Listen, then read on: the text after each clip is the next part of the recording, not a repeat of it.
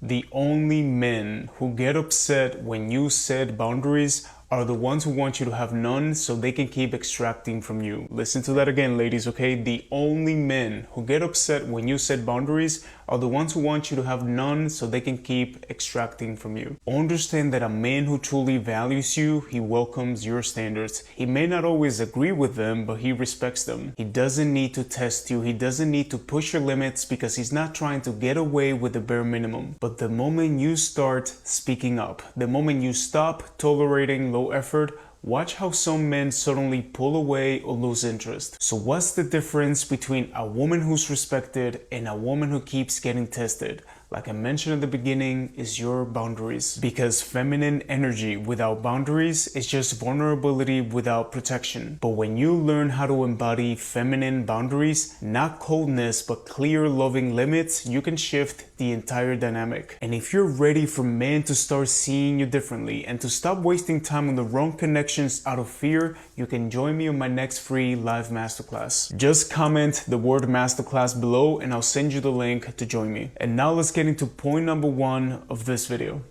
Number 1, you don't translate yourself. Alright, ladies, never try to translate basic emotional awareness to a grown man, okay? If he's old enough to date, then he's old enough to know what respect looks like. You don't need to teach him why loyalty should exist online and offline, okay? A man who's emotionally mature doesn't need to be taught these things. He already lives them. My partner doesn't need to explain to me why I shouldn't be liking bikini photos of other women on Instagram, okay? Because I already know that would make her feel unseen, disrespected, or replaced. If a man doesn't get that, then he's not confused, he's just taking you for granted. He is comfortable testing your limits while thinking that you won't walk away. So be done with trying to convince a man to act right. You don't teach values, you recognize alignments. You're not his dating or relationship coach, okay? You're not his mother, you're not a rehab center for inconsistency, because the moment that you start justifying your boundaries to a man who benefits from crossing them,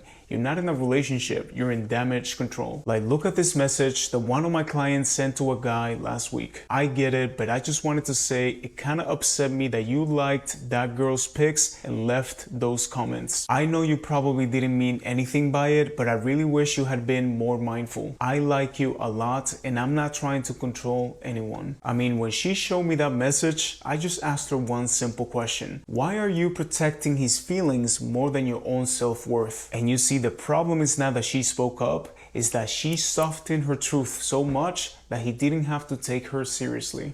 Number 2, you don't overshare just to feel chosen. You know, emotional openness can be a beautiful thing, don't get me wrong, but without mutual care, it turns into emotional overexposure. Many of you ladies confuse being open with being seen. So you talk and talk many times, okay, hoping that maybe, just maybe, this man will finally understand you, validate you, or feel closer. But the truth is that oversharing doesn't always lead to intimacy. In fact, it's often anxiety in disguise. You might start revealing your whole past. You might start talking about your exes. You might start telling him that you're dating other people, you know, rotational dating, that you're going out on dates. Again, oversharing everything because you're trying to connect more.